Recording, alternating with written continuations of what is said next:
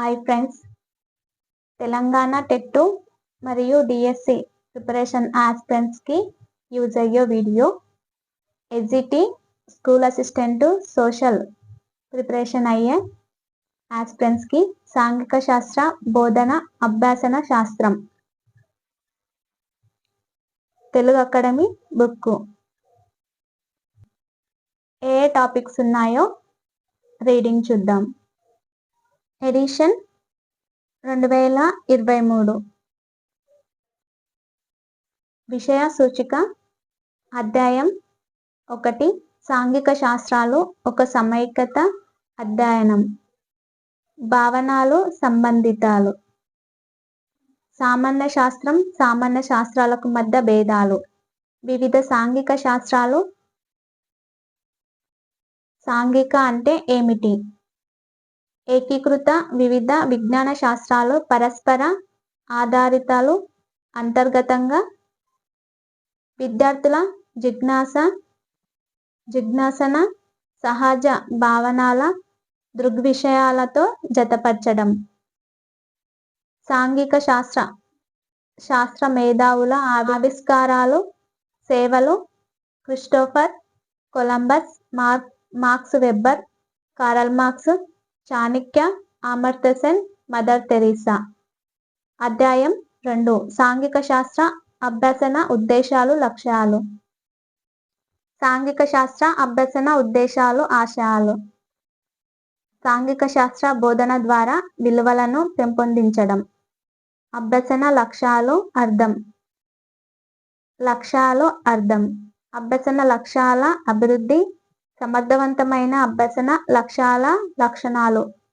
Anderson క్రాత్హోల్ వర్గీకరణ.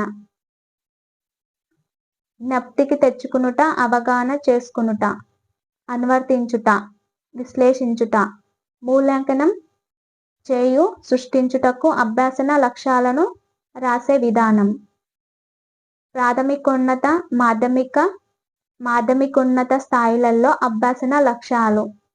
నిర్మాణాత్మక ఉపగమ కోణంలో అభ్యసన లక్ష్యాలు.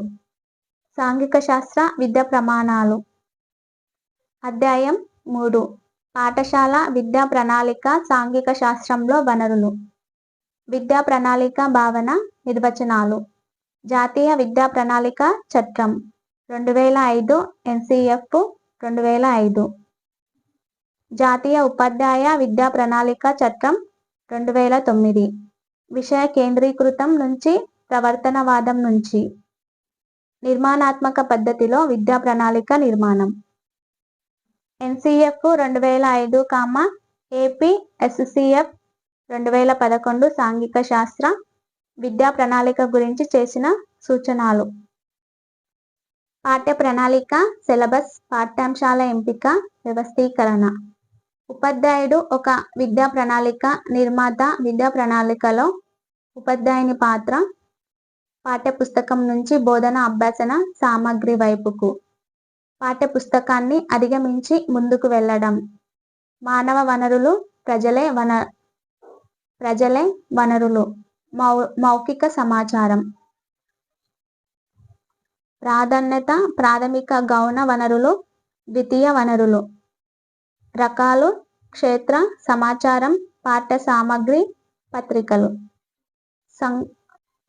సంచికలు, దినపత్రికలు, విజ్ఞాన సర్వస్వాలు, నిఘంటువులు. హెడ్గార్డెల్ అనుభవ శంకువును వినియోగించడం. అధ్యాయం 4 భూగోళ శాస్త్ర బోధన అభ్యసన భూ విస్తీర్ణం వనరులు అభివృద్ధి. భూగోళిక శాస్త్రం అర్థం స్వభావం. భూగోళ శాస్త్రం బోధన అభ్యసన ప్రధాన విషయాలు. భూగోళ శాస్త్ర నైపుణ్యాలు పెంపొందించడం. భూగోళ శాస్త్ర బోధన వ్యూహాలు. అధ్యాయం 5 అర్థశాస్త్ర స్వభావం పరిధి. అర్థశాస్త్ర నిర్వచనాలు. అర్థశాస్త్రంలోని ముఖ్య భావనలు. ఆర్థిక వనరులు వర్గీకరణ. ఆర్థిక వికాసశీల అంశాలు. ఆర్థిక శాస్త్ర బోధన పద్ధతులు. అధ్యాయం 6 సాంఘిక శాస్త్ర అభ్యసన ఉపగమాలు వ్యూహాలు. క్రీస్తు శకం 1950 నుంచి 1980 వరకు గల సాంఘిక అభ్యసన వ్యూహాలకు సంబంధించిన దృశ్యం. 1980 తర్వాత అభ్యసన ఉపగమాలు వ్యూహాలు. నిర్మాణాత్మక ఉపగమం, బోధనా వ్యూహాలు. ఎస్ఈ అభ్యసన నమూనా, లెర్నింగ్ మోడల్, సోపానాలు. ఉపగమం. నిర్మాణాత్మక ఉపగమంలో పాఠ్య ప్రణాళిక, భాగస్వామ్య అభ్యసనం, సమస్య పరిష్కార పద్ధతి. వార్షిక ప్రణాళిక, యూనిట్, పాఠ్య ప్రణాళిక, పీరియడ్ ప్రణాళిక.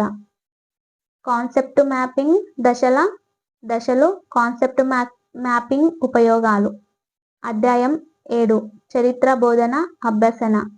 చరిత్ర నిర్మాణంలో నిరంతర, కాలక్రమానుగత మరియు పరిమాణాత్మక మార్పు. చారిత్రక పద్ధతి.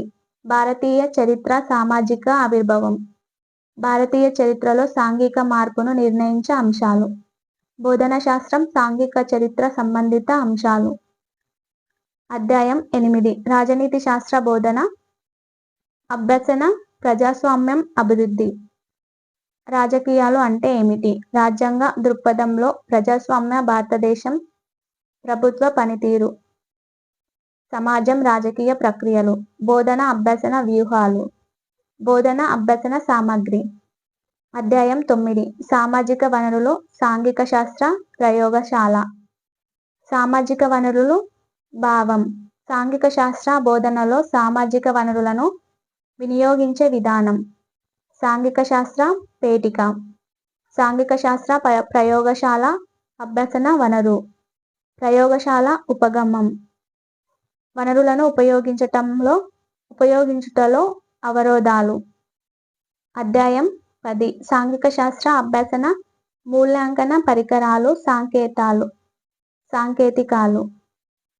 మాపనం, మూల్యాంకనం, నికష భావనలు. నిరంతర సమగ్ర మూల్యాంకనం. అభ్యసన సూచికలు, సంప్రదింపు గ్రంథాలు.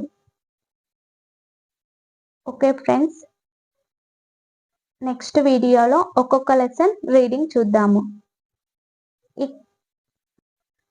ఈ సిలబస్ కాకుండా ఈ సిలబస్లో ఏమైనా మార్పులు మీకు అనిపిస్తే కామెంట్ చేయండి. Okay, thank you.